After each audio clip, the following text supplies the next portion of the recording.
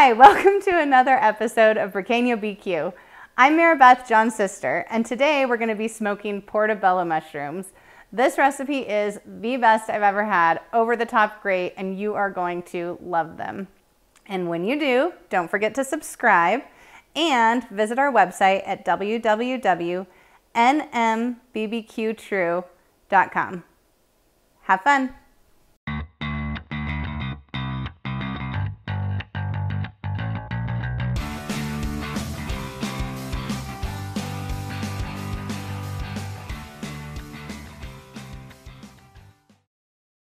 Today I'm going to be working on some portobello mushrooms here, smoking them in the grill, finishing them up on the stove inside, and I'm going to show you how I like to do it. So I start by removing these, the stems. I don't really like the stems on portobellos that much, and then what I like to do is cut them into pretty decent sized chunks, maybe about an inch on a side, and really it's more like cubes.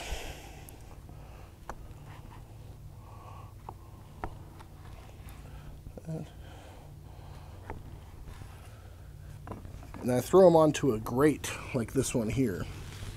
This allows the smoke to get on all sides of the mushrooms, and it makes it easy to take them on and off the grill. So when I smoke these portobellos, I'm going to smoke them low. Now, I'm not trying to do any cooking, really, necessarily with the smoking step. This is just imparting flavor. That's why I'm going to cook them at a really low temperature, about 165. And I'm also going to have a prime rib on there that I'm going to place on the Traeger immediately after I put these mushrooms on there. If you want to watch the prime rib recipe, go ahead and check the descriptions for this video below. And you can see what I'm doing with that prime rib. These mushrooms are going to be a side for that prime rib. It's actually my birthday today, and so I decided to have a nice prime rib and one of my favorite side dishes, which are these mushrooms. And as you can see, this is a really easy prep. I'm not doing any kind of seasoning at this point. I'm not putting oil on them. That's because I want them to dry out some. They're on the smoker, they'll dry up just a little bit, and they'll grab a whole bunch of smoke flavor in the process of that. So now I've got these already on my grate here, and as you can see, I got a grate here that has these little handholds here. Normally, if this was like drying cookies or something, you'd flip this the other way. But I find that this is really useful to do upside down like this, because when I take these off the grill with the hot pads, I can just grab these little handholds here, and it makes it really easy to transfer stuff on and off of the grill.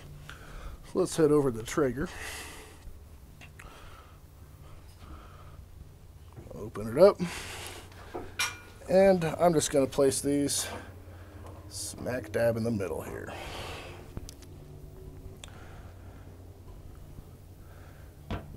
Now, I'm going to place my prime rib on here in just a moment. At that point, I'll turn on the grill. I'm going to cook them both at 165. The mushrooms will probably only need, I mean, it's up to personal preference. Maybe you just want a light smoke flavor, maybe you want a heavier one, but they're not going to cook fully at 165. So I'll probably leave the mushrooms on for about 45 minutes to an hour with the super smoke on, and then I can let them sit, and when I'm ready to make my dinner, because at that point I may be cooking the grill up for the prime rib, but at that point I can bring them inside, let them rest, and maybe a half hour before I'm ready to eat, I can start sauteing them, and the next video you see, or next part of the video, we'll get to that sauteing. I took the mushrooms off the smoker several hours ago. I've just had them sitting at room temperature, and that's perfectly fine. The smoke is going to help preserve them. Mushrooms are okay at room temperature for quite some time, and they were very dry when they first came out, like almost to the point where they would crack, but the moisture was all in the center of the cubes, and now they feel really moist again, and you smell them and they just smell like smoke and nothing else. So what I've already done here is had some butter, about half butter, half olive oil on the pan, enough to saute these mushrooms. And I'm just gonna go ahead and add all of these mushrooms to my pan. Now, if you've ever sauteed mushrooms before, you know that they start to release a lot of liquid, right? They kind of saute dry at first, it seems, and then all of a sudden there's a whole bunch of liquid. Well, we smoked these for almost an hour on the smoker, and that pulled out a lot of that moisture. So these mushrooms are not going to release as much moisture as you're probably used to if you saute mushrooms on a regular basis.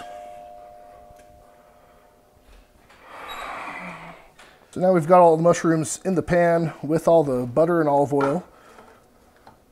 We just want to mix them and make sure we get a nice good coating.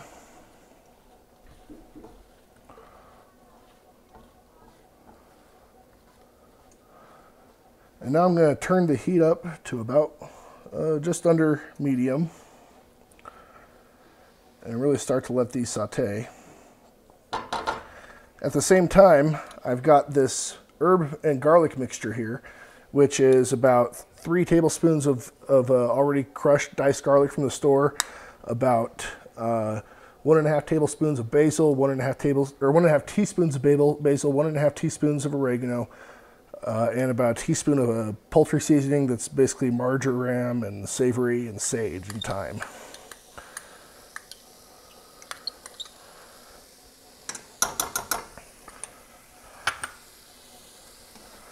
We're just going to mix all this together.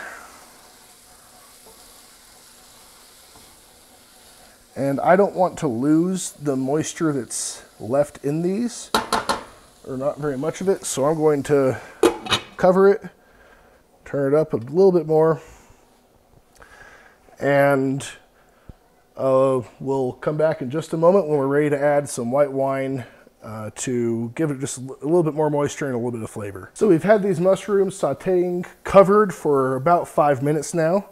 Go ahead and take off the lid. They're mostly cooked. They're really hot, which is perfect because I want to add this white wine. This is just a Chardonnay. You could use Pinot Grigio or Sauvignon Blanc, whatever suits your taste. I'm going to add about a 1/4 cup. And I want it real hot when I add this wine because you want to cook off all the alcohol. But you don't want to keep on cooking past that point. So add the alcohol, stir it up so that it gets all the stuff that's cooked onto the pan off of it and into the sauce. And so that the mushrooms absorb some of it. And now we're going to let it cook on about medium high for just a couple more minutes until the sauce has, or the alcohol is boiled out and the sauce is thickened up just a little bit. And at that point we'll have some really delicious smoked portobello mushrooms that are completely different from anything you've had just sauteed or in the oven or however else you might cook them. These things are just going to taste fantastic. So I'll go ahead after they're done sauteing. I can leave them covered for quite some time until everything else is ready to cook. I can take it off the heat and they'll just keep on absorbing the flavor from the wine, the herbs, the garlic, all that stuff. And then I'll plate them and it's time to eat. Here's how I plated these mushrooms with the prime rib I smoked on the same day. And not just this combination, but any type of meat or savory dish you want, these are the perfect side dish. If you want to see more recipes like this, don't forget to subscribe to the channel. And of course, hit the bell on YouTube, and you'll be notified whenever any new videos come out. And you can visit us at nmbbqtrue.com. And as always, this food is gringo tested and Burqueño approved.